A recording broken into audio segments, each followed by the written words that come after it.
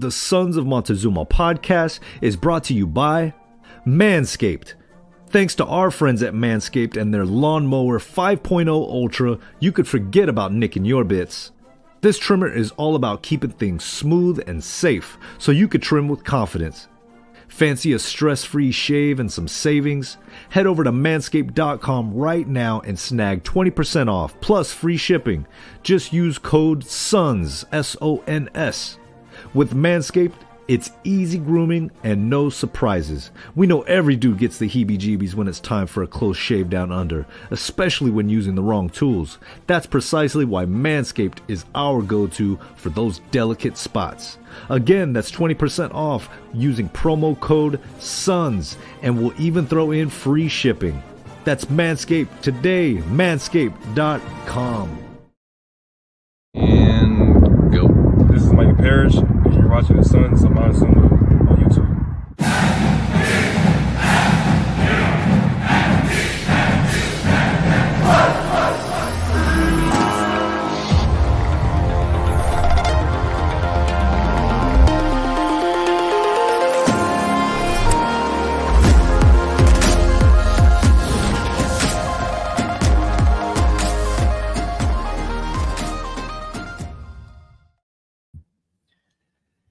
What is going on, Aztec Nation? Welcome back to another episode of the Sons of Montezuma podcast. It's a Kiss the Rings episode. It is officially episode 203, I believe.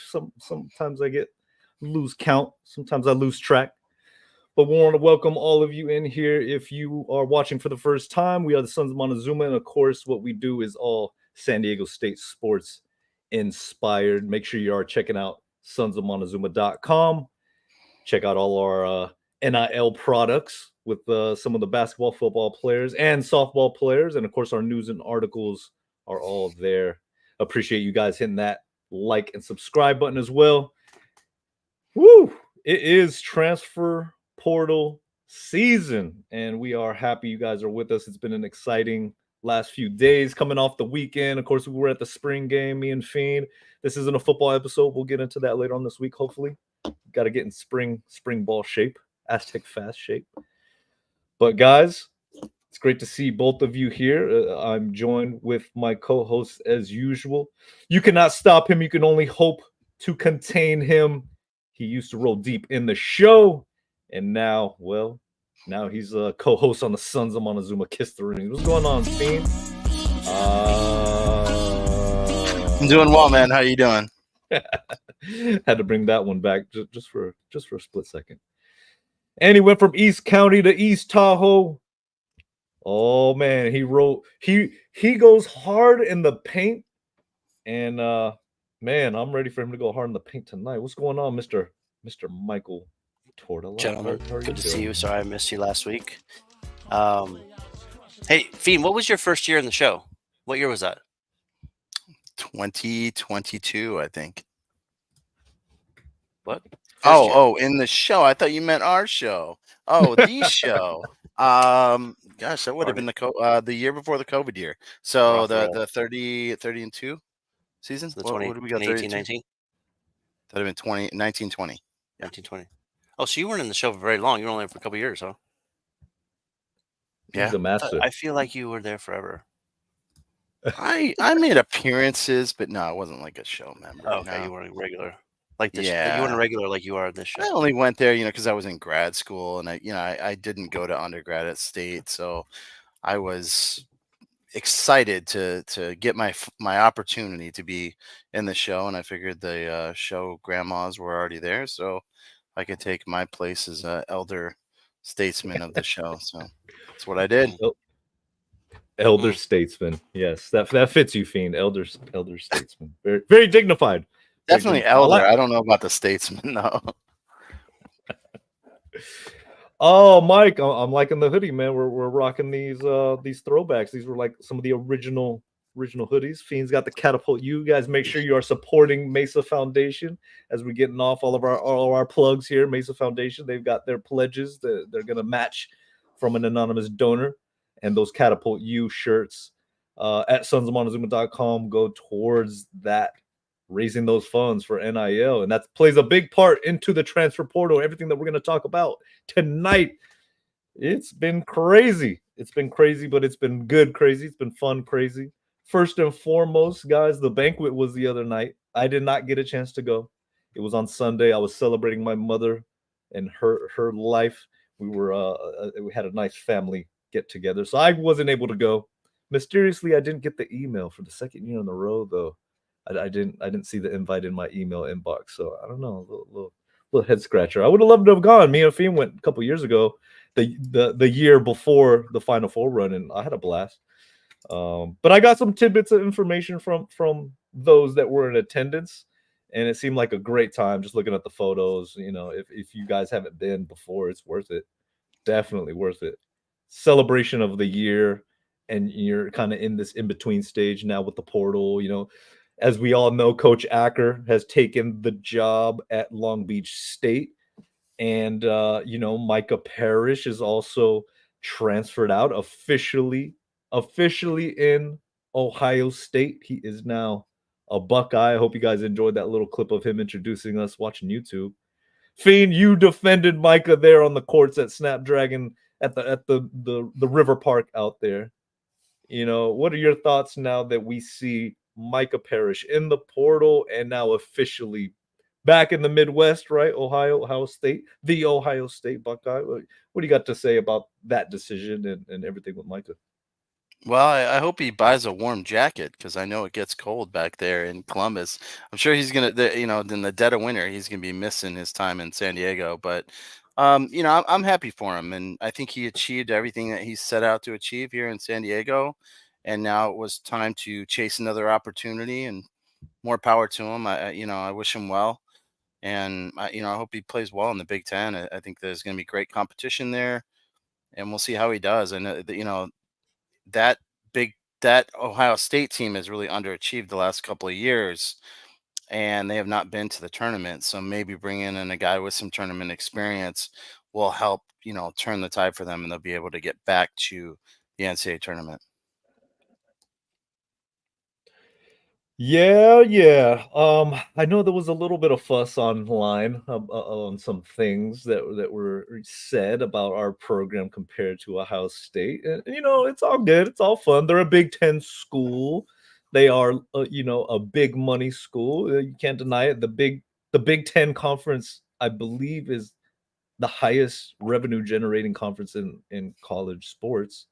I'm not sure if the SEC leapfrogged them yet. But whether it's football, basketball, whatever it is, that is it's a huge program. Whether they've achieved the heights that San Diego State has, which they haven't.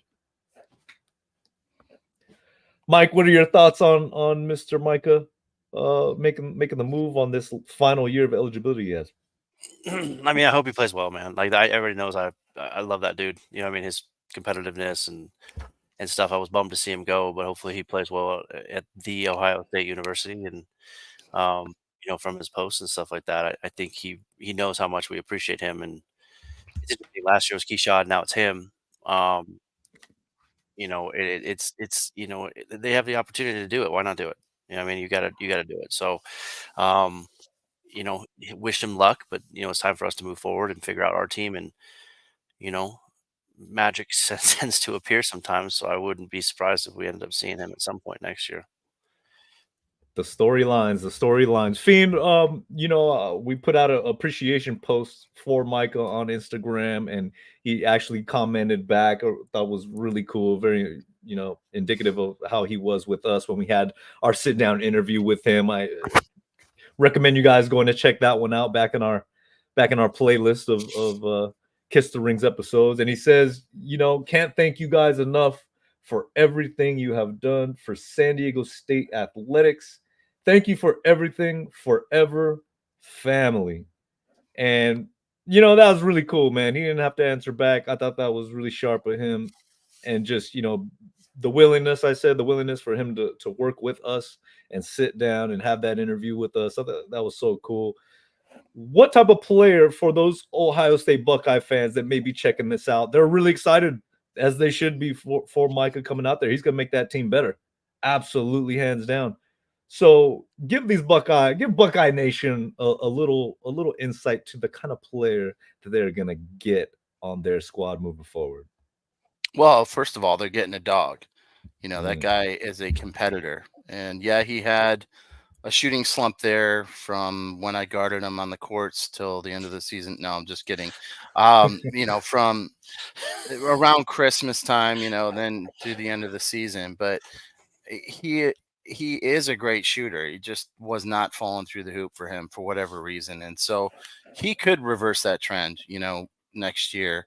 And he has shown to be a great 3-point shooter. And we'll see if he can, get back to that form that he has had at times. It just has not been consistent throughout an entire season. He impacts the games on so many different levels. I mean, he's a good rebounder. He hits free throws. He's a good passer. On the surface, a lot of people complain, well, he didn't shoot the ball well, blah, blah, blah. We don't need him. But he really brought a lot of value, including defense. And I'm not sure how, what they got a new coach there because I think Chris Holtman left Ohio State. I don't even know who they brought in. But bringing in a guy who knows how to play Aztec defense, especially in the Big Ten, where it's physical, you're going to play physical night in, night out. You need a guy like that who can bring that mindset to your program. So I think he'll do fine there, and he should get starter minutes. And honestly, I think kind of they needed him more than we did. I mean, because he didn't get as many minutes as he's probably going to get with Ohio State next year. So, I wish him the best. I hope he plays well. If we play him, hey, I hope we take him down. But when he's not playing, I would wish him the best and hope he has a great senior year at Ohio State. Did you get the name of that coach, Mike? At Ohio State? Did you see that? Yeah, I just deleted it. But it's Jake Diebler. So he Jake hasn't been there Diebler. very long, man. He's been there 8 years. He started as the assistant. He kind of has a similar path as Dave Velasquez, video coordinator, assistant coach, promoted to associate head coach and stuff like that. So yeah, man, hopefully Micah does well, man. I hope he plays well. He's one of my favorites, you know what I mean? It's from this past year and the last couple of years. So I hope he does well, but let's talk about our guys. I think he will. I think he will. T-Mac, we don't want Fiend arm wrestling any more players. He allegedly cost Ladie extra stats by missing a game. Maybe it was that lockdown D on Micah, man. Hey, I get it. Hold on, bro. Fiend is hurting Ladie. He's causing the yips for players because of his defense on the court. Like, I'm pretty sure he made every shot against Fiend. So let's hey. It was the psychological effect, though. The mental masturbation is probably what it was, right? Oh yeah. Well, he's known to have that effect, man. Fiend is you can't stop him. Did Alger go anywhere yet? Did he pick a school? I have not seen. Okay. Have not seen. Mm-hmm. We want to thank you guys all for joining the chat. We're going to keep this thing going because, we want to talk about our guys. Definitely want to talk about our guys. We talked about it last week in our episode previewing 2 players, and one of them, Mr. AG, has signed with USC. We'll get to that another time. But from FAU, Nick Boyd, guard, very, very talented player. We through Fiend's article, if you guys haven't read that, very insightful. And it's a super fascinating pickup, right? For more reasons than just the fact that we beat FAU in that Final Four game. But the kid's super talented. Like I said last episode, he really stood out to me. His character after that loss to the Aztecs, he spoke very candidly in the mic in the press conference and was just completely humble, respectful, very aware of what they did with FAU. But now that FAU team, all their players are gone. I mean, they're basically all jumping ship. The coaches left to Michigan. I believe their center is probably following him in Michigan. I think I heard that or something like that. But I think it's a great get for us. Everything that we've seen out there in media, all the experts, they applaud this pickup.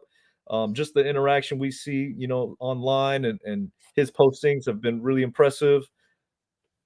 I believe, is it not his birthday, Fiend? Is that what's going on today? I want to say a happy birthday to the newest Aztec, Mr. Nick Boyd. So that's pretty awesome in itself.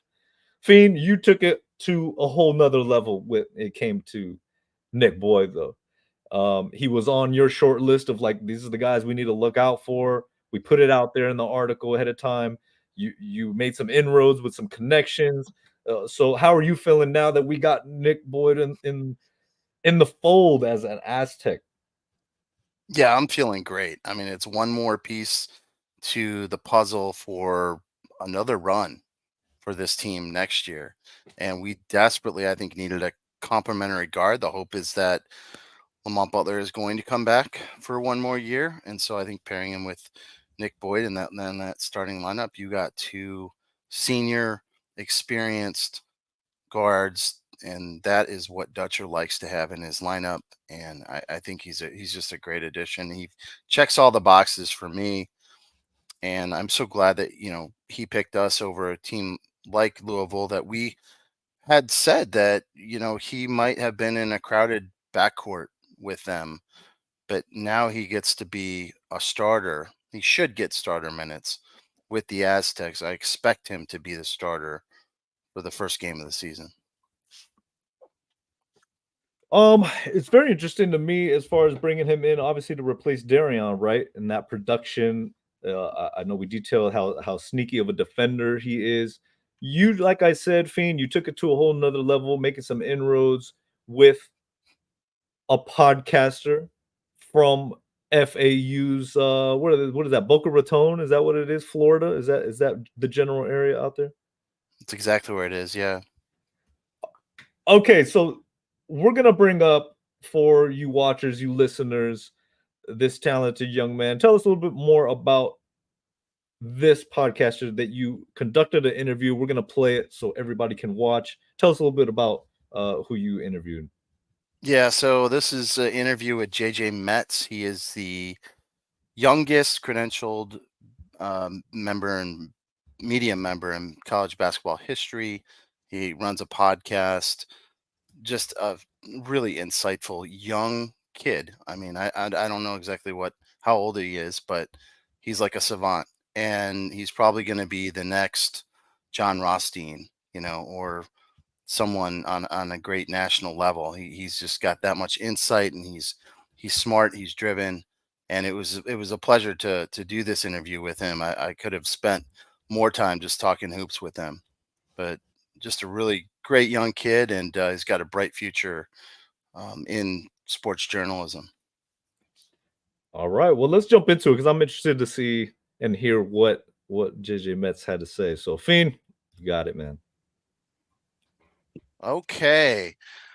Thanks for tuning in to the Sons of Montezuma podcast. We have a special guest today. We have JJ Metz. He is the co-host of the Inside the Borough podcast, covering FAU sports, and the youngest credentialed member in college basketball history. Welcome to the podcast, JJ. How you doing? Thank you guys so much for having me. I've been keeping up with a lot of your guys' coverage with San Diego State, and I'm doing great. Thank you so much for having me. Yeah, appreciate you coming on the show. So the man of the hour that we're going to be talking about is Nick Boyd. So he is from FAU. How many years did he play there? Two or 3 years? Yeah, so FAU? he played a total of 3 years, but he redshirted after his knee injury in year one, where he only played the first game and had the injury there. Okay, gotcha. All right, 6'3" point guard. He's got 2 years of eligibility remaining, correct? Yes, he does. Okay, awesome. So tell me, JJ, as an FAU insider, what can you tell the Sons of Montezuma listeners about the player that San Diego State is getting in Nick Boyd, both on and off the court? Yeah, so I'll start with on the court. He's a sharp three-point shooter. And when he was starting the year before, he was shooting 41% from three, which I expect him to be in the starting lineup for San Diego State, where he's going to have that rhythm and he's going to be hot from three in a lot of games. He will post up from three a lot. He likes, sort of the corner a little bit more than taking shots, more so than the top of the key. But we saw him play a little bit more of driving in ISO this year than just shooting three like he did in the 2022-23 season where we made the Final Four run. He would get to the hoop a lot and he was able to do pretty solid in that. Really used his body to get inside and would make a play off the glass. His stats are very similar the last 2 years, but you have to take in consideration he's injury prone, which is something that San Diego State will hope that he doesn't get injured. And he's got injured in all 3 of the seasons he's been at FAU. But going back to off the court, you're not going to find a more respectful, humble player than Nick Boyd. Just unbelievable to get Nick Boyd, and he's probably the most underrated player in the portal, most underrated guard, and he's going to be a star for the Aztecs next year. Hold up, man. Is this man? I'm already impressed right off the bat, Fiend. I'm already impressed. He already got deep into some of the facets of his game, man. This is pretty impressive stuff.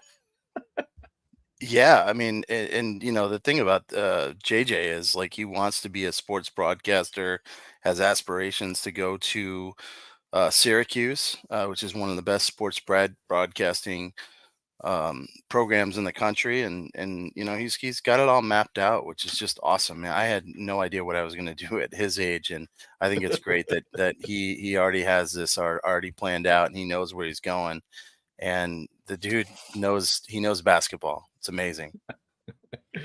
I see you, Vinny. Impressive. Most 20-year-olds aren't this articulate, not just rattling off obvious stats, but also basketball insight. Appreciate all the encouragement in the chat, guys. This little dude is no joke. All right, let's get back to it. Yeah, that's great insight. He was fantastic in that 2023 year. I think he had the 3rd highest offensive defensive efficiency on the team. If you look at like Evan Maya's website for the advanced analytics, it was behind Vlad Golden and Brandon Weatherspoon, 2 great players as well. And then we saw that production really drop in 2024 to where he was like number 6 on the team, and his minutes dropped, like you said, the 3-point shooting, points per game, pretty much all the production dropped. What do you think it was attributed, or what can you attribute to why he had that drop in production last year? Well, obviously, you got to look at 2 things. First off, the injury in the Bryant game played a major role in the drop of production. He missed every single game from that Bryant game, which was early November, to the Arizona game, which was around Christmas time. And that was a month off, or a little over a month, where he hadn't played for FAU and he was injured and he was on the bench. And that's going to affect someone's rhythm. And that's going to affect him. And that's pretty much why I think he dropped off a lot. But this year, we saw a lot of inconsistency from him. And that's something, too, where, yes, you mentioned that his stats dropped, but he went off in a couple of games. One of the games I look at, that Tulane game, where he hit 7 threes, I believe it was, and had 21 points, all off threes. The Charlotte game, too, 19 points and 5 threes made. So some games he'd go off for 20 plus points, and others he wouldn't. And that is all attributed to the injury. Also, with FAU having 2 really, really solid players, 2 solid guards that were valued more than him in Elijah Martin, John L. Davis, it really took maybe a toll on his confidence, where he wasn't getting a lot of minutes as he would the year before that. And I just think it goes to the injury, and just he wasn't prioritized probably as much as we thought he would be going into the season. Yeah, that's I think that in 2025, he's got a real great opportunity to move in back into the starting lineup with Darian Trammell graduating. There's an open spot at the point guard. And I think the expectation is that he's going to be back to playing more minutes like he did in 2023 as the starter. What kind of year do you think that Nick is going to have in 2025 playing for SDSU? Yeah, so Nick is a team player, first off, which is something that you have to take in consideration. But SDSU is losing a lot of guards and a lot of key production too, where Nick Boyd is going to be able to take a huge step up in probably just playing time in general with San Diego State, as I mentioned earlier. Obviously, you're losing your primary scoring option in Jaden Ledee, and I believe Darian Trammell, he was kind of the primary guard, as well as Lamont Butler, who Lamont declared for the draft, and Trammell isn't on San Diego State's roster next year. So Nick Boyd is going to be fit into a role where he's going to get a lot of playing time, and he's going to replace Darian Trammell. And he's that type of 6'4", 6'3" guard where he is going to be able to space the floor out and get open for big key shots. And I think that's going to be super key. I would expect his points to increase, his assists to increase, and just him as a team player, just to help this team out, to massively contribute. And I think he can single-handedly, be a second or first or second team all Mountain West player, caliber player with, how San Diego State is always competing for Mountain West championships, always, top of KenPom defensive efficiency, and that he's gonna fit perfectly. No one played harder on defense in on FAU than he did last year. I believe, according to Evan Maya advanced stats, which you brought up, he had the first or second best defensive BPR, which means he gave up the least amount of points to the closest defender, and he's gonna play his hardest, give his full effort on every single game. So I would be jumping for joy if I'm an Aztec fan, and you guys got a really special player. Woo! Okay, the kid is cooking. The kid is cooking. I see you all in the Yeah. chat, Diedrich. This guy knows what's up. All right, Eddie, I appreciate you supporting the Manscaped. Who's the intern? He's the only one who knows what he's talking about. Fiend. Man. He knows more than us. Well, let's just come out and say it. He knows more than us. He probably knows more baseball than Eddie's team when he coaches down in Allied Gardens too. This kid's impressive, man. Yes. Like he's I don't even want to say he's the next John Rothstein. He's the first JJ Metz. Hey, like that. True. Like Like he's yeah. He's got to put some stuff on those shelves in the back, but everything he's talking about knowledge wise is pretty impressive, man. Like the takeaway I get from him is we got a really good guy if he stays healthy. Oh, okay, but I appreciate everybody in the community, in the Sons of Monty community. I appreciate when you guys reach out to me in the DM if there's ever a question or a comment or anything like that. I appreciate people who are bold enough to say, "Hey guys, I kind of don't agree with this," or maybe something like that.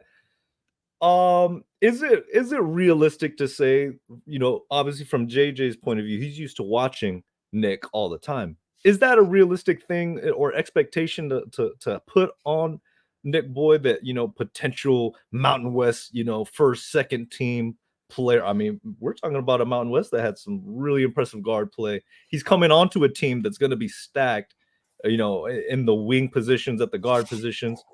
So that might be a little tough. But what do you think, Fiend, after talking to him and kind of assessing Nick Boyd? Do you think that's realistic? I think it's possible because I think we're going to be more guard dominant next year. But you got to also figure, you got Lamont Butler, you got Reese Waters, and you got Nick Boyd as your guards. We don't have a Jaden Ledee. It doesn't look like we're going to place Jaden Ledee in the transfer portal. I mean, it's possible. I wouldn't put money on it, that he's going to be first or second team All Mountain West, but he's certainly a solid player, kind of like we had in KJ Fagan when he transferred to SDSU, right? He wasn't the number one guy, but he was a great complementary piece.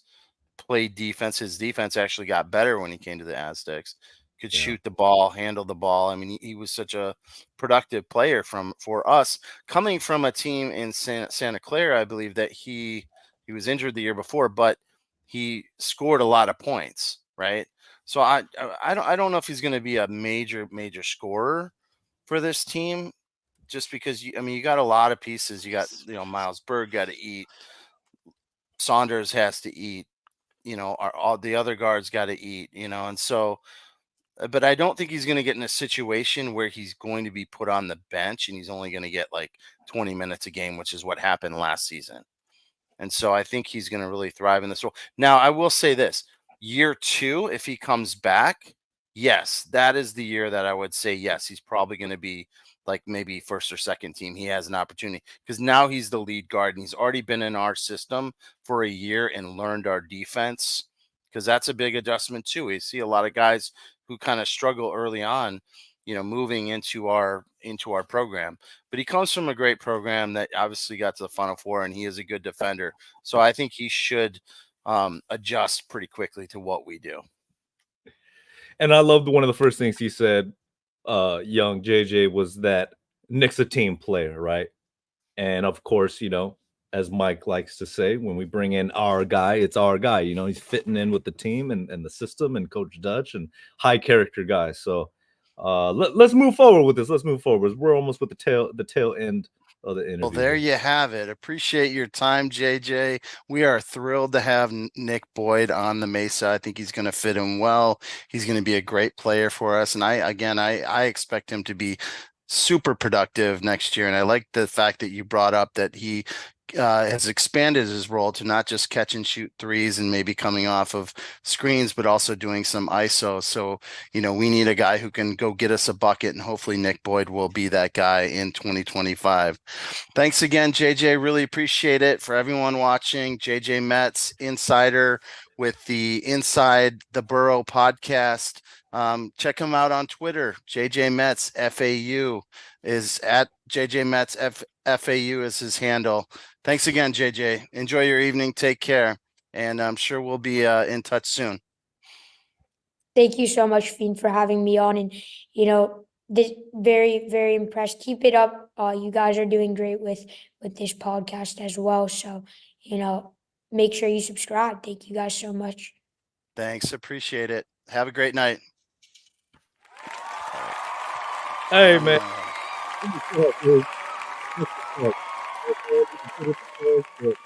Subscribe, man. Even put the plug in to subscribe. Make sure you guys hit that like and subscribe button. We're bringing only the best kind of content here.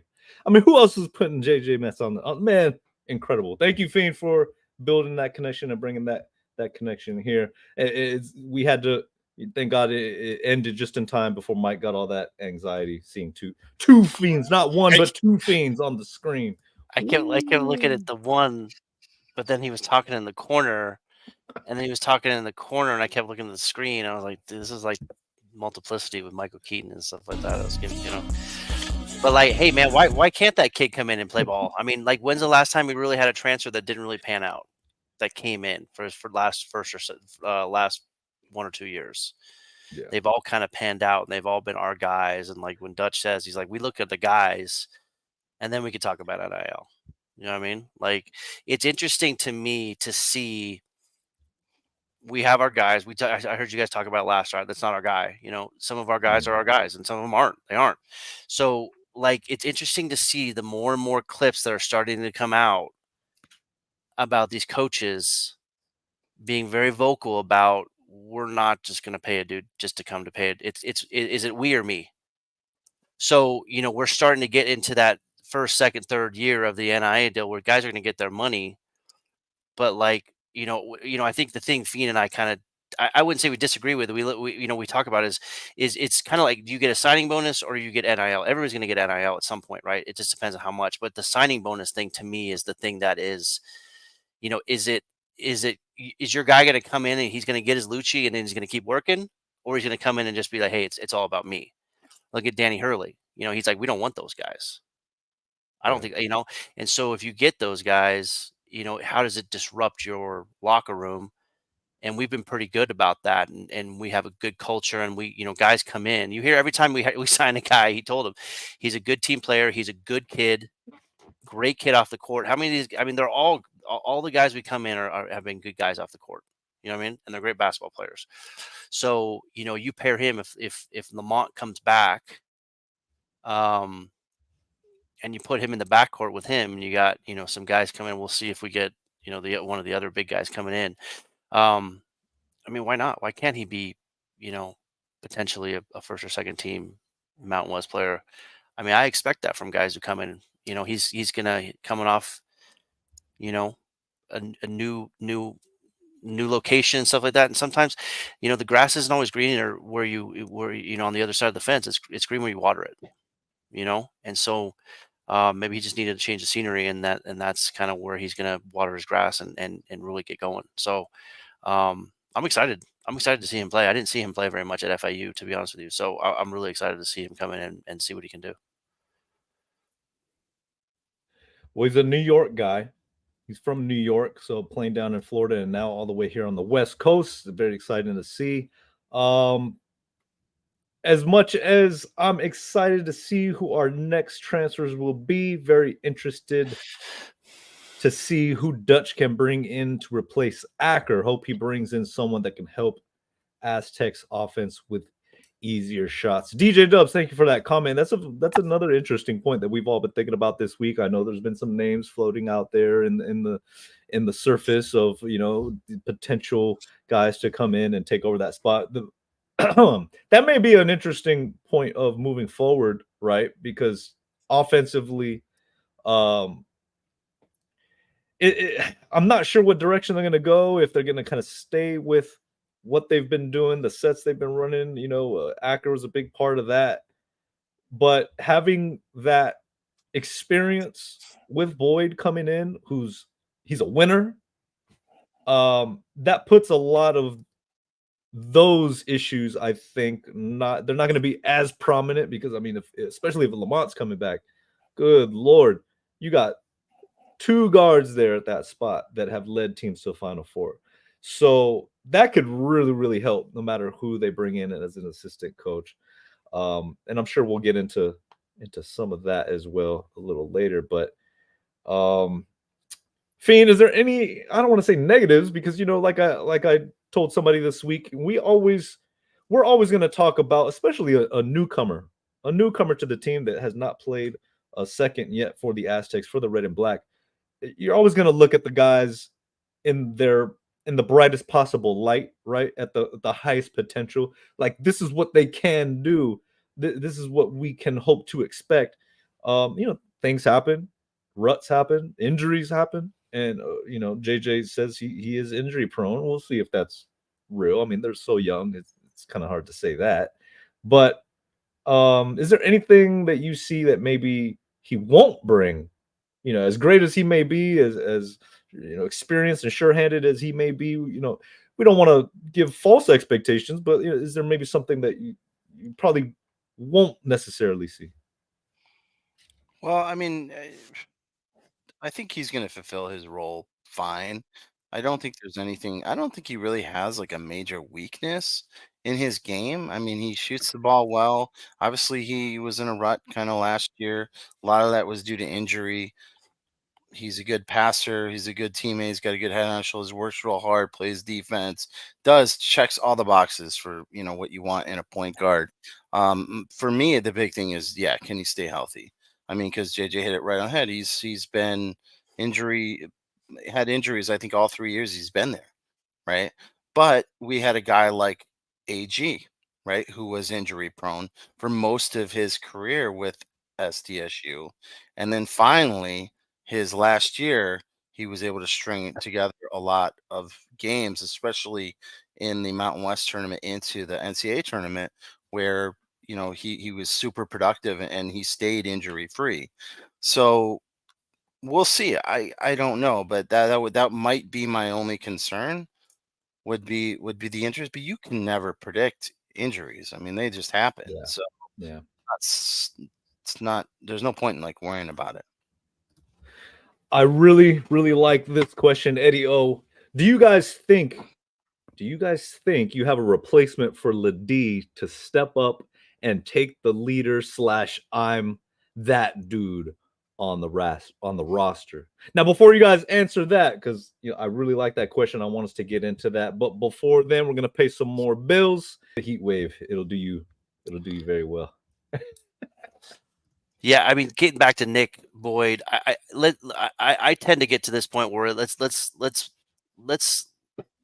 not worry about what could go wrong. Let's worry about what could go right. You know what I mean? Right. Marshall's a good strength and conditioning coach, so I'm sure that there was some discussions with him about, hey, what happened? How can we fix it and get him all situated and stuff like that? So, I think he's going to be okay, man. Like, let's focus on what he can do positive. So, in terms of the replacement for Ladie, I still think Lamont was the leader last year. Ladie was just the scorer. He was the guy, but like Lamont was still the leader. So I don't know. That's a good question. I don't know what's going to happen. Who's this the year. guy on the roster though that can go get you a bucket when you need a bucket? I mean, if I was going to call it out now without anything, to me it'd be Reese. I think the potential there is with Reese. We've seen it earlier in the year, right? A lot more aggressive play. That I think the ankle or the injury kind of put a hamper on that. But yeah, I tend to agree with that. And if Lamont's back, I feel that freedom, to really create is going to be there. We're going to have a really good backcourt. I could see that being a really good, potent one too. I mean, we talk about him getting to the bucket pretty much at will. I just think they're going to find out, in the strategy, in the scheme, how are we going to do this? But yeah, Reese, I mean, I think, like, if you needed a guy to get to the bucket, it's Lamont. If you needed a guy to get a bucket, it'd probably be Reese. Do you know what I'm saying? Not going to the rim. But what about what Eddie O is kind of saying? I think he's also coming from like a vocal standpoint, talking about take the leader. I'm that dude on the roster. That's an attitude. That's a vocal leadership. Ladie, from all accounts and from everything we saw, I mean, wasn't really that boisterous vocal leader guy. And I don't think you always have to be that. I don't think you always have to be that to be the leader per se. But there does need to be an element of that on the team, right? There does need to be somebody that is gonna be that. Turn those knobs or press those buttons. Who knows, man? Who knows? Yeah, who knows? We don't know yet. We don't know who else is going to be on the team. I can say I don't think we're gonna have another Ladie though. I mean, that's a once in a decade type of season. I mean, you're talking about All-American. We got potential to have All-American, but I mean, the offense ran through it like it was such a presence out there. It demanded the attention of multiple triple teams, quadruple. Like, I don't think you're gonna see that, Eddie O, if that's what you're asking. If you're asking for that type of a presence, that doesn't just come around. I think you're going to see a lot more balanced scoring this year, like we're used to having. I think last year was kind of an aberration with Ladie. It was like he's just so good and so dominant. You got to get him the ball. Yeah. Different defense. Different defense this year. You know what I mean? With different players. So we didn't have that dominant big like Nathan. But Ladie was a monster getting to the bucket and stuff. So it's going to be a different offense than it was last year and the year before, I think. Yeah, Brian, I agree. Nick Boyd fits our mold. He's our kind of guy. Like what you're saying, Fiend, that balanced attack offensively. I think everybody's going to be able to eat, and the offensive flow will help that. Oh, let's see. What else you guys got in the comments? Okay, so talking about necessarily replacing Ladie, but when it comes to the big men, okay, we looked into two making their visits here on the campus. It's a good time to transition into, okay, we got Boyd, another help in the backcourt. Now it's time to focus on the front court. As we saw in our chart a couple episodes back, I mean, we got You know, Heidi coming back, Miles Heidi coming back. He's going to be in his second year in the program. He's a big body that I think, you know, is very intriguing. I know the notes that I got from some that were there at the banquet, you know, they're very high on Heidi moving forward. And you can see why. He's scrappy, he's got size. You know, obviously he's going to keep improving and fine-tuning, you know, certain elements of playing down low on the block. But that's going to come with some time. But I think the talent and the potential is there completely. Real scrappy. I think you saw some good rebounding prowess there at times, and then at times, you know, you got to take your lumps. But I think moving forward, that's a solid piece moving forward. Now, are we going to get a true center? I don't see a true center, and I think you see what the staff is going after our power forwards, right? Muscle down on the block. Fane, you wrote articles too. Well, one article detailing the two that are visiting the Mesa. So let's dive into it, man. Let's give the people a little insight. Let's go with the first one. How do you say his name? Madi Sissoko? Madi. Madi Sissoko. I like it. What can you tell us about Mr. Madi Sissoko? So, I mean, he's transferred from Michigan State. He had kind of a down year last year. He didn't get a lot of playing time.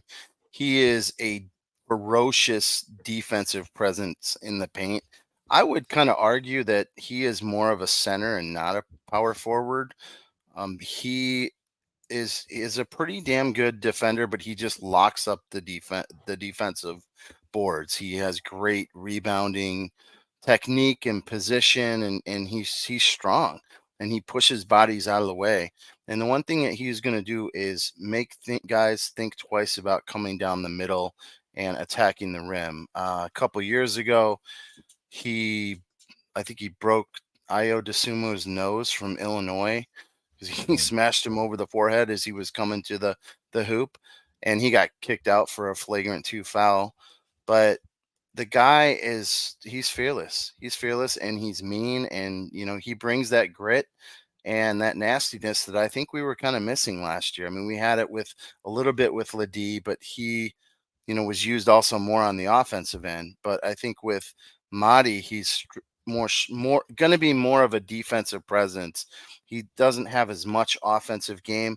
I will give him credit though, because I heard I think it was John Fanta on John and Jim saying that Madi Sissoko doesn't have like a post game, and I was watching. Now I give John. I mean John Fanta's a great analyst, and he's watched way more Big Ten basketball than I am. Just from what I saw in the little small sample size, I was kind of impressed watching him play against Armando Bacot from North Carolina in the second round of the tournament. Back-to-back possessions, he backed him down and shot over him. And Armando Bacot is a great defender and a really big dude. I mean, you know, he's one of the best centers in the country. And Madi just backed him down and shot it right over him. So he has that potential where he can, you know, he's got some post moves. The issue with him is he just turns the ball over way too much. He's not a great passer. He's not going to stretch the defense with any outside shooting. He hits free throws, and he does draw fouls, but I think it's going to be more of like a defensive kind of Skylar Spencer type player that you're bringing into the Aztecs. He's got a 7'4" wingspan, something like that, 7'5" wingspan. So I mean, you know what you're bringing him in for. He's to be that intimidator. I mean, you breaking people's noses out there. You're gonna think twice. Edio says he looks like a Emeka Okafor. A simplified offensive game, though. I hear what you're saying, Fiend. Like you're not gonna really let him create on his own too much if he gets the ball down on the block a little bit. If you got a little hook, if you got a little something to you. Yeah, I think I don't think you're gonna see. I may be wrong. Maybe but wrong. I think you're not going to see a whole lot of development from where he is now to where he is at the end of next season. 1 year, right? Potentially, maybe he's only got 1 year, but I think he's kind of what you see is what you're going to get from Madi. Yeah. You know, which is a good defensive presence in the lane. You know, it's going to be he's going to be a rim protector and get rebounds, which we got torched on the offensive torched by other teams offensive rebounding on us last year in the tournament in key games that we lost. I like that point. Sissoko's like an AG. Hope we can find a Mensa to pair with him. I'm not sure if we'll find a Mensa to pair with him. I mean, maybe that's that's a very tall ask. I mean, Mensa is pretty incredible in his role and what he did, and he was kind of limiting what he could do. Now we kind of seeing, man, he had a little bit more to offer than I think we show him. But if Marty could come in and really lock down on that role, that's what's attractive, really, is coming down, owning that role, being the best that you can on this team, helping the team win. I mean, you could play that game, and this team, sky's the limit as far as what they could do if you have that presence. And then, like you said in the article, as far as NIL, it's interesting play, right? Because he's not a citizen per se, right? He's a foreign national, so it's going to be something to where he can't earn. He can only earn passive income, and Yeah, and that's I think he started a charity for like his village, where he's from back home, and so people from Michigan State were able to donate that and to that in lieu of NIL, and so I could see how you use that to an advantage if you have more donors who are able to contribute to that, that can get back to his community back home. But personally, he can't earn the active NIL and be promised like upfront, this is what you're going to get, because he's on a student international visa, and if you violate the terms of that, I mean, the penalty could be you could get deported. So I don't know how enforceable that is, but I don't think that's something that you really want to mess with and is really worth the risk. And that was we had the opportunity to design some apparel for Nathan that final season for him. So like the articles of clothing, the merch, that's a perfect way to earn some NIL income. And man, if he wants to come to San Diego, I mean, boy, if he's doing charitable type of donation work, I mean, boy, San Diego's a great place to surround yourself and be. But on the court, what do you think, Mike? I mean, big body like that, I think I'd like that AG comparison, man. Just hustle, just a hustler. If you could come in and be that role. Yeah, I mean, we need some nasty. You know what I mean? Mm-hmm. And you got two kids in there with Guath and Heidi who can learn from him. Honestly, he can teach him some things as a 4-year or whatever we was starter at Michigan State, which is big time college basketball, which we are too. But like that's that's a conference, man. So I would love to see. I think I was looking at him compared to the other dude from Middle Tennessee State, and I feel like this guy from Michigan State fits us a little bit better, to be honest with you, for what we need. A little more defense, rebounding, toughness. And we're young. This is the first time we've been young in 4 or 5 years, like young. So you have 3 freshmen coming in. You have a couple guys who have played. BJ and Miles are going to be sophomores, and so we don't have that COVID year. We had 5th year and 6th year and 4th year seniors and stuff like that. We have a few. We have enough to mix in, but we're gonna have some guys step up. And if you bring in this Nick and the guy from Michigan State, that is some veteran presence that's going to help your young guys, especially BJ Davis. I saw him kind of start to pick it up a little bit at the end of the year. So anything you can do to help these young kids. Guath looked pretty good in practice. We'll see how he comes out. But we were kind of saying the same thing about Yanni when he came over. Nobody really knew what he was going to do because he didn't really play that much at Vanderbilt, and then he came over and balled out. So the chemistry of the team is very important as well as bringing in the older guys. So I like him. I like it. You know what I mean? So we have. I mean, Gua's still going to grow. Heidi's still going to grow. They're still going to get bigger. So we have centers. I don't know if they're necessarily ready this year, but you're going to learn from these guys and they're going to get better. So I think it's a perfect fit for us if he comes here. I really Guath's not a center though. He's not going to play the center role. He's got guard skills. He's going to be a stretch 4 or a 3. He shoots NBA range on the perimeter. I mean, he has guard skills. He is going to be playing sort of like a Malik Pope, stretch 4. He's not going to be your traditional center, or where he's going to be hovering around the paint. He's going to be out on the perimeter because that's where he's effective, and he can shoot. He can guard smaller guards too. I've seen him at Swiss League lock down point guard last year, some pretty good point guards, and so he can switch 1 through 5 basically. I just don't think he is big enough right now to play the 5, and I don't think that's where we really want to put him, just because of how versatile his skill set is, especially on the perimeter. Yeah. Well, and again, not this year, but in a couple years. Do you know what I mean? He's got to eat more Trujillos, like a lot more Trujillos. Yeah, and he'll get there, but like I'm expecting Miles to take a pretty big jump this year offensively. He's got to. I mean, he has to. We need him. You know what I mean? So it'll be interesting to see what happens here. But I like it.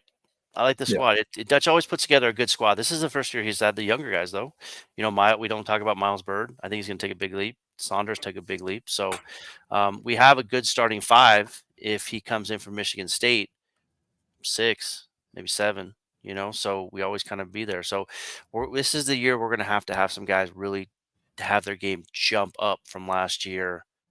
And we saw it with Ladie. Now we're not going to have another Ladie. Let's just be honest. But we need some guys to really take some leaps of faith here to keep us, in the top echelon of the Mountain West. I like what Vinny says. He's saying Heidi and Saunders may be your starting 4 or 5, bringing in Sissoko for 20 minutes a game. And I think, to piggyback and kind of put a bow on Sissoko here, like what you're saying, Mike, that veteran presence, that muscle coming in will allow guys like a Magoon, like a Bird, where they can let the big man, take up the paint down there and muscle up. That allows them to get free movement, free access to where they're not getting muscled up. So Sissoko, hey, he hasn't committed yet. It's a visit. It's on the radar. Fiend, let's talk about the other name before we start to wind things down. The other name that we saw out there that some people were very excited about as well, from Middle Tennessee State, it is, right? Where they the Blue Raiders, is that what they're called? The Blue Raiders?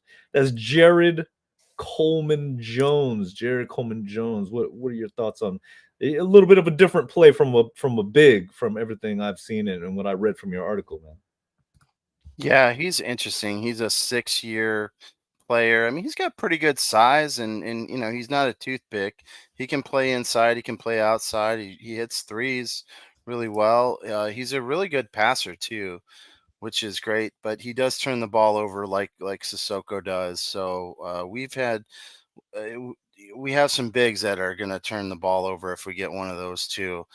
He did not hit particularly high rate inside for some reason at the rim. I don't know if this year it was a very kind of low shooting percentage for that position. And I don't know what was going on there, if it just wasn't like a shooter's role or whatever. I expect if, you give him more time, he could have a totally different year this year where his shooting percentage increases. I like him. He's interesting. He's got quick feet. He can dribble the ball. He can handle the ball like Ladie. He kind of reminds you of Ladie a little bit, but I don't think his ceiling is that high. I think he's somewhere between Jaden Ladie and Joshua Tomajic, being the floor. And I don't think he's going to be either one. I think he would be somewhere in between. So I think he could be and he's a great rebounder too. That's the thing with him and Sissoko, great rebounder. So that's addresses a weakness that we had last year. So I could take either one of them. One is just really a fearsome, mean, nasty defender inside that's going to bully you around. The other one is a little bit more finesse, but can grab rebounds and has a little more versatility on the perimeter. They're both good players, would be good additions to the team. Well, he's going to be visiting, I saw Georgia Tech, I believe, as well. So there is some other interest. Not sure if he's got any connections or any ties out here on the West Coast. Of course, Middle Tennessee, Georgia Tech. They're a lot closer than San Diego, but San Diego has a tendency to bring folks on out here and keep them here. So yeah, it'll be interesting to see. I haven't seen too much heat on his name being passed around, but sometimes people see the name of the school and they're not a little wary. Middle Tennessee, they haven't really had a winning tradition. I don't see many tournament runs under his belt or anything like that. But if you got a sleeper, you can think he's a good fit. We'll see. Yeah, and he's another guy that's a 6. Well, he's a 6-year, I believe. I believe this is a 6 year, so he's only got 1 year of eligibility. So what you see is what you're going to get, but he may develop a little bit. I think he has more potential to develop maybe than Sissoko. So that's why the ceiling could be higher towards Ladie. I'm not saying he's going to be Ladie, but I'm saying higher than average between like say Ladie and like say a Tomajic. What were you going to say, Mike? I think you had something you were going to jump in. Well, Jones's brother played football at State, so there's a connection there. But both these cats only have 1 year left, right? Is that right? Yes. They each have 1 year left. Okay. Yeah, Jermel. Who was his brother? Did you know? Jermel Jones. Oh man, I feel like he played back in the day when I was in school. To be honest with you, no, that would be too long ago. Yeah, you old, man. You're old. You're too old. Sorry, bro. My bad. So it'll be interesting to see. But hey, man, I flipping back to what we were talking about. I'm really interested to see who the coach he brings in. Yeah, I'm looking at all these portals and everybody's jumping in. They can go to the first, and then you have all these guys who haven't signed anywhere yet. Michigan is putting together a team. SC is putting together a team. You got Mahaney still out there. You got the other guard from FAU still out there. Ostavor still out there, right? He hasn't committed yet. Wow. Didn't follow his coach, huh? You know what's kind of cool is my fraternity brother at State was Jomar Butler, who played at State football, and his son just committed to Washington to play basketball for Danny Sprinkle. So that was pretty cool. I saw his mom posted something on Instagram, and I gave her. But that's pretty cool, dude. You know what I mean? As we, our kids are starting to go to college. Mine's not, but some other people's kids are starting to go to college. So it's kind of cool to see that. So congratulations to him. But yeah, I'm really interested to see who. I feel like I think if I was going to pick, I would probably pick the dude from Michigan State. And I don't know how to say his name yet, so that's why I haven't said his name, because I don't want to mess it up. So, but then I'm really curious to see who the coaches that we bring in. I know we talked about it a little bit. Well, really quick, talking about Washington, is that official yet that Tony Bland joined the staff up there at Washington under Coach Sprinkle? Was that official, or was that I've seen a headline here or there? I don't know anything about that. Okay, I had seen something. I don't know. Yeah. I was surprised. I'd seen the name maybe as a candidate, Yeah, I was kind of surprised. He still shows him as SC. I was kind of surprised he didn't go to Long Beach with Acker, because there was some scuttlebutt about that. Oh, here it is. XSC assistant could be joining Washington, so we don't know yet. Okay, that will be very interesting. Well, guess who is joining Long Beach State and Coach Chris Acker, of course, Phil Scott. Phil Scott. Big congratulations for him. And that's gonna be fun to watch watch Long Beach State out there doing their thing, man. I've always wanted to go to a game out there, the Pyramid, right? They play in that Pyramid, little funky gym, but no, it looks cool. It always looks very cool. It always looked like a fun little road trip to make. Man, that would be fun. That'd be fun. Congratulations, Phil. Yeah, that's great, man. Good for him. He's a good dude. Yeah, man. Yeah, I'm really happy for him. I think he's put in his dues. He's a great development player development coach, and just a great guy. So I'm really happy for him. We've had the opportunity to spend some time with him and the Butlers, and hang out with them, and just really, really happy for his journey, and that he's making this move up to Long Beach State. I'm seeing Braden, he's shouting out UC Irvine assistant Mamba Bryant's former personal coach is a huge leader. I did get some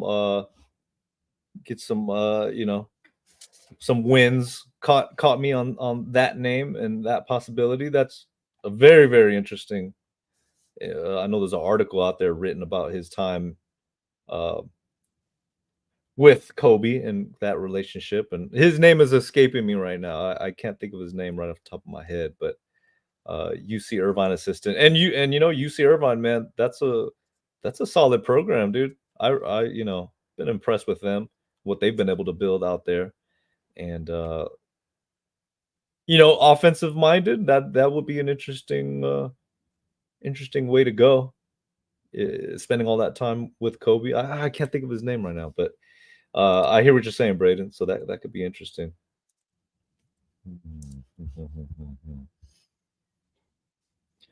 All right, guys. Eddie, when are we getting into football? Hopefully Thursday. We'll get the guys to do some football talk. We gotta get, like I said, we gotta get in spring ball shape. We are out of shape, boy. What's up, Mike? What are you gonna say? Ryan Badrtaley, Badrtalei. Bad. That's an interesting name. That's a lot of consonants without any vowels in there.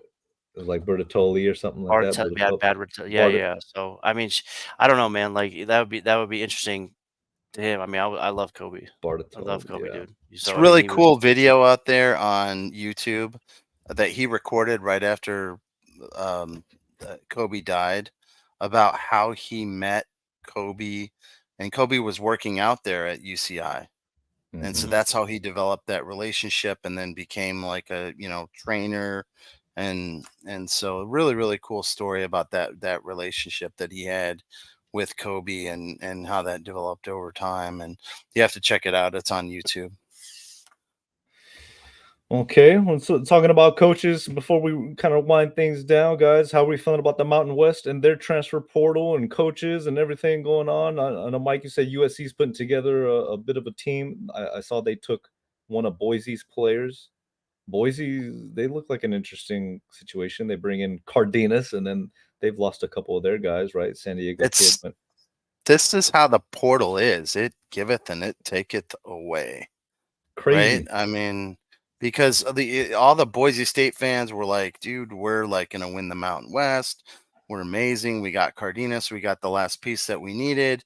And then boom, Abo jumps in the portal. Boom, Roddy Anderson jumps in the portal. And now they're having to, backfill those spots. And so it's crazy. And it's going to be like this. I just wait till the last week, right? Last couple of days before that portal closes. You guys are just going to be jumping in. It's going to be just pandemonium. The Mountain West, oh boy, got raided a little bit, just a little bit. And then what was it, Mashburn? Where did he go, to Temple? I don't know. Has he chosen yet? Yeah, I believe he announced Temple. He did with Temple. So it's cheesesteaks, man. I don't blame him. He liked them Johns out there. Interesting. Oh, Vinny, Boise lost 5 to transfer portal and 2 to graduation. Oh boy, Eddie O, fight on. Get out of here. Can't stand Musselman, but that's gonna make that trip up to USC or whatever. That's gonna be a little enticing. Get that guy taking his shirt off and swinging around his head. Oh boy. I mean, fits in perfect. He'll be there 4 or 5 years, and then he'll bounce again. That's his MO. They'll run him out. Right. I mean, he is a big Padres fan. I will give him that. I mean, that's about it. That's crazy. But yeah, I mean, it's interesting. We don't know what's going to happen the next couple of days. I mean, in what is the 23rd? So we have 7 days left. So, but as a graduate, if you're a graduate, you don't have to abide by those portal rules, correct? Correct. But there's a lot less of those than there are guys who are still getting their undergraduate degree who can jump in the portal, because there are no rules and there's no transfer limitations, at least right now. Right. Huh. Be interesting to see. I'm excited. Sarah, what are you more excited about? What are you more excited about? Who's going to be the next coach or the next player we pick? What are you looking forward to most? I'm looking forward to the next player that we get, because the coach it's nice, but I don't think it's going to really change things a whole lot from what we do.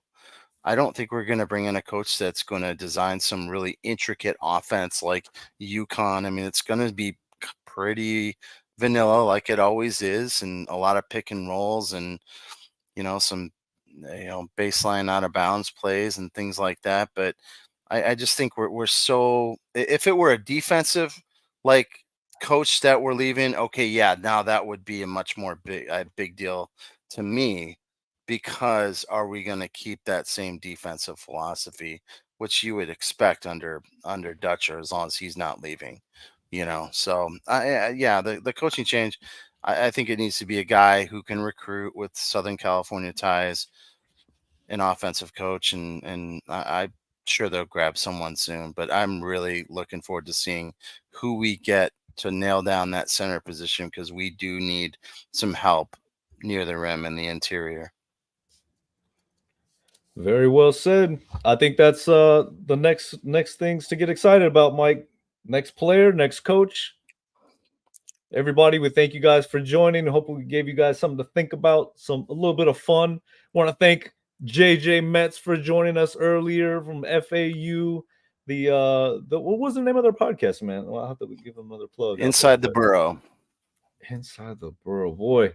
What a load of information. Nick Boyd, he's an Aztec. Welcome to the Mesa. Happy birthday, guys. Make sure you guys are checking out sonsofmontezuma.com, the shop, supporting the players. You can still support LaD, Waters, Butler, and you can still support Parrish as well for the time being. Their products are still up there. And of course, the Catapult U t-shirt helps Mesa Foundation. Guys, I appreciated this. I had fun. It's always great talking hoops every week with you guys, man. We'll keep it up as long as we get some updates. Let's keep this thing going. All right. Let's do it. Everybody, have a great night. Go Aztecs, sonsofmontezuma.com. Fiend, Mike. Go Aztecs. Go Aztecs. Peace, everybody. Bye.